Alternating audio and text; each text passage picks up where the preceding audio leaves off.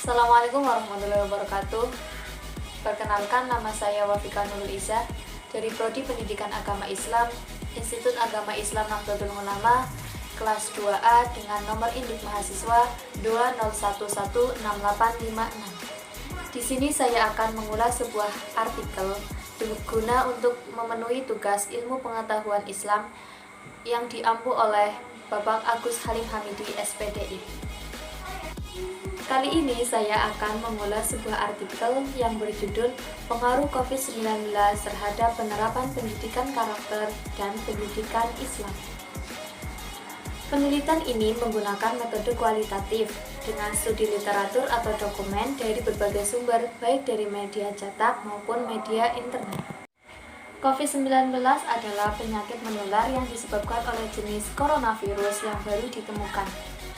Virus ini merupakan virus baru dan penyakit yang sebelumnya tidak dikenal sebelum terjadi wabah di Wuhan, Tiongkok.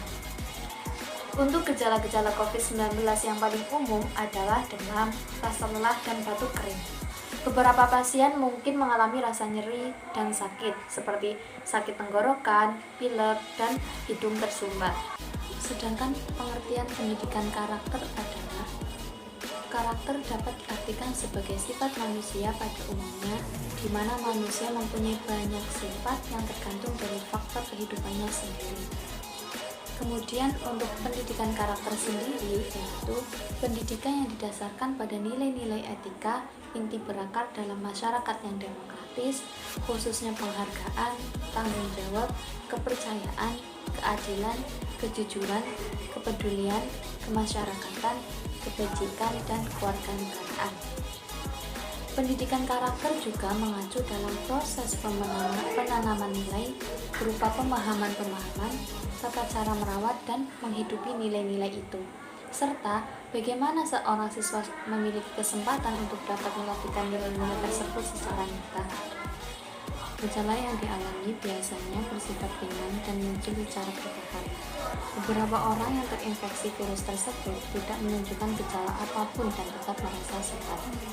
Maka dapat disimpulkan bahwa COVID-19 adalah suatu penyakit yang berbahaya dan perlu diwaspadai dikarenakan selain merupakan penyakit yang menular, juga sampai saat ini sudah ditemukannya vaksin namun belum merata ke semua masyarakat.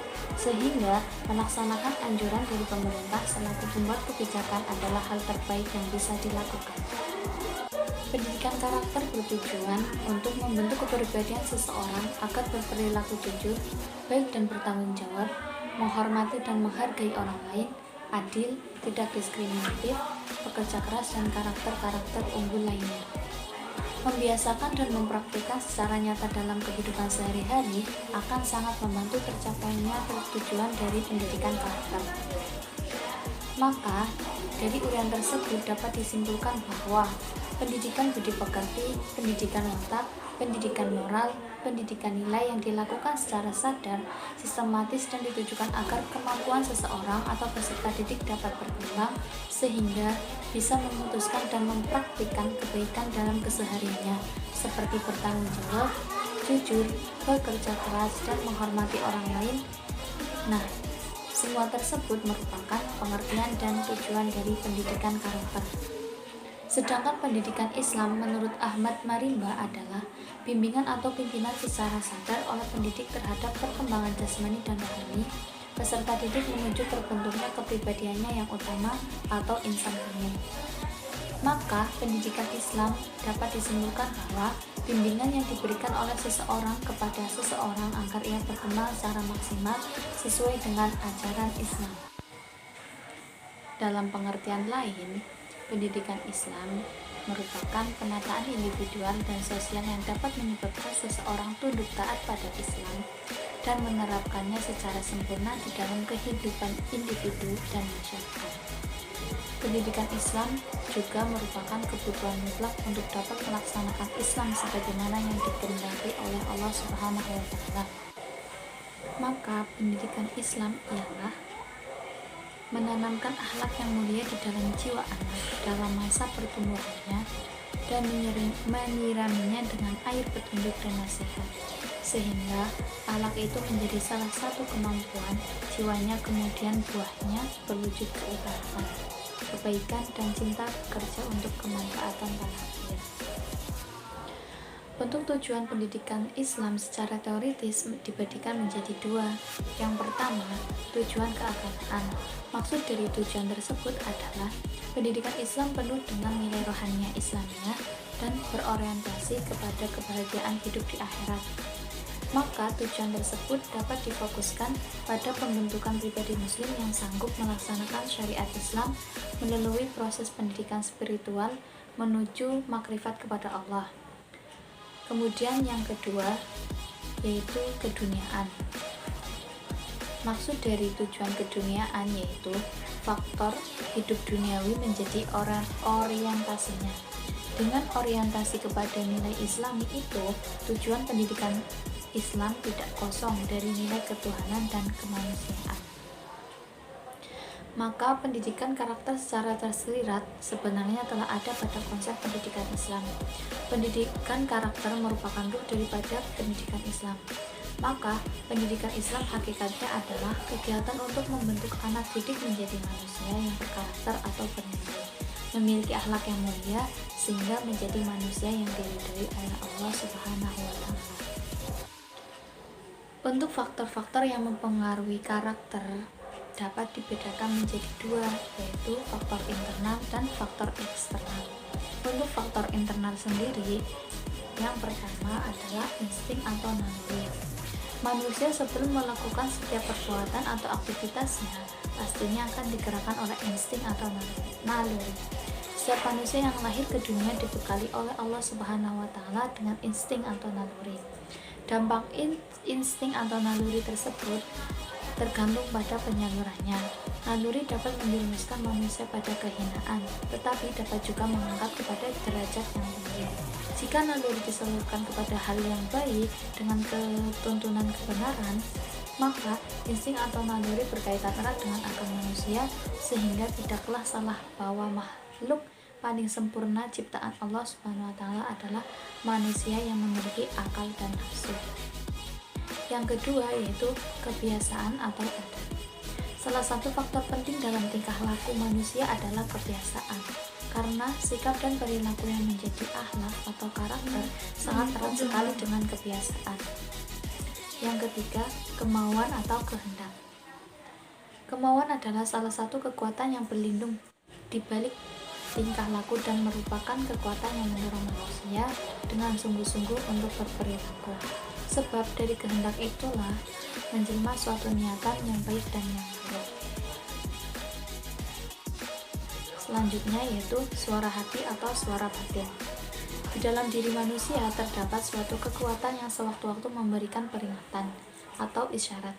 Jika tingkah laku manusia berada di ambang bahaya dan keburukan, maka kekuatan tersebut adalah suara batin atau suara hati. Yang terakhir yaitu keturunan.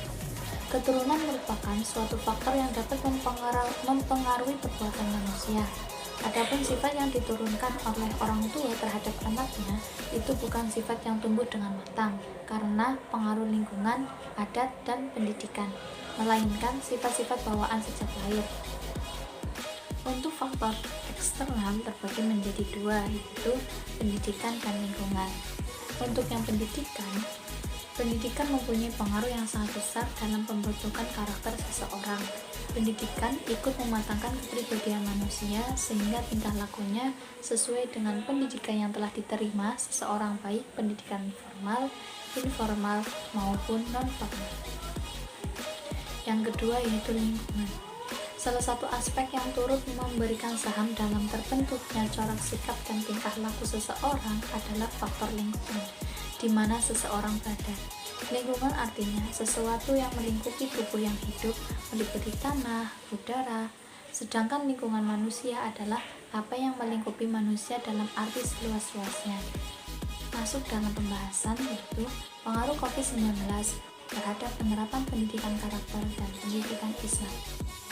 Pada masa pandemi seperti sekarang ini, di mana seluruh negara di dunia mayoritas sudah terkena COVID-19, menjadikan hampir semua orang patuh akan anjuran dan perintah dari pemerintah.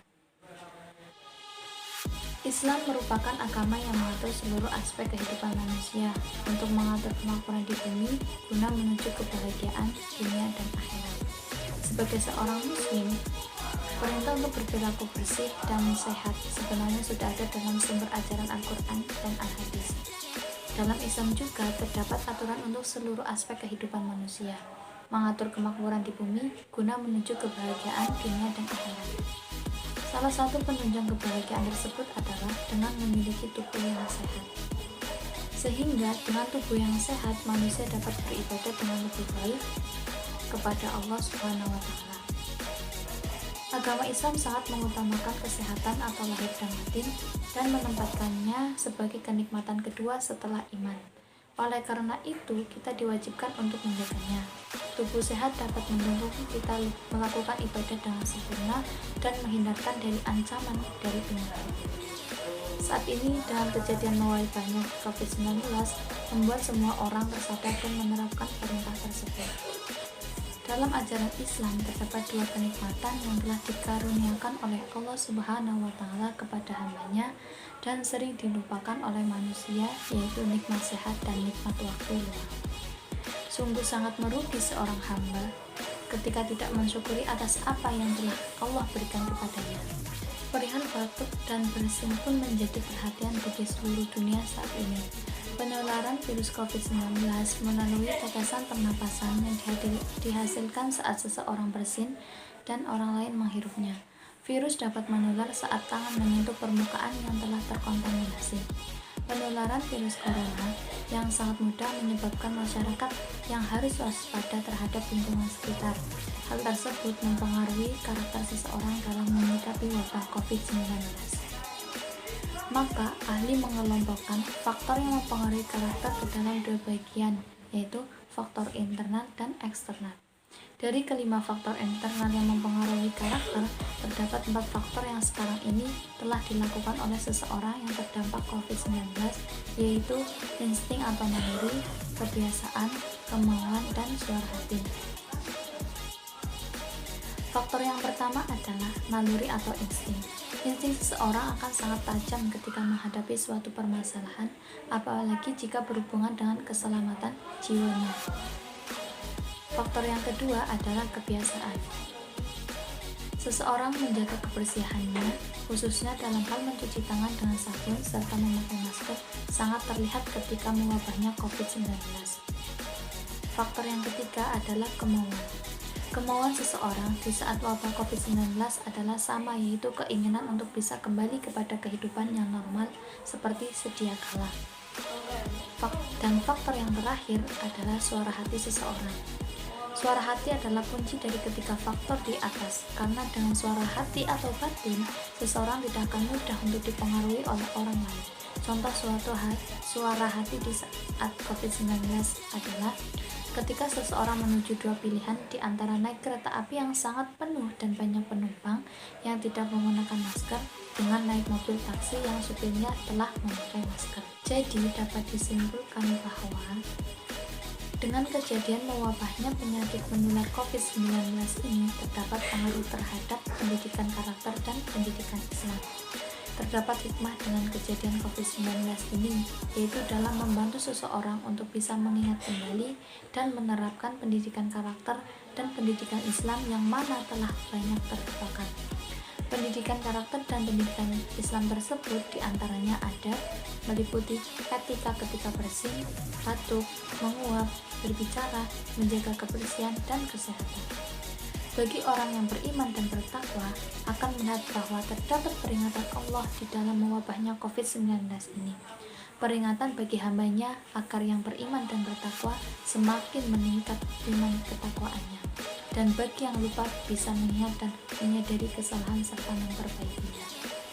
Demikian yang dapat saya ulas. Apabila banyak kekurangan dan perkataan yang kurang berkenan, saya pribadi mohon maaf. Assalamualaikum warahmatullahi wabarakatuh.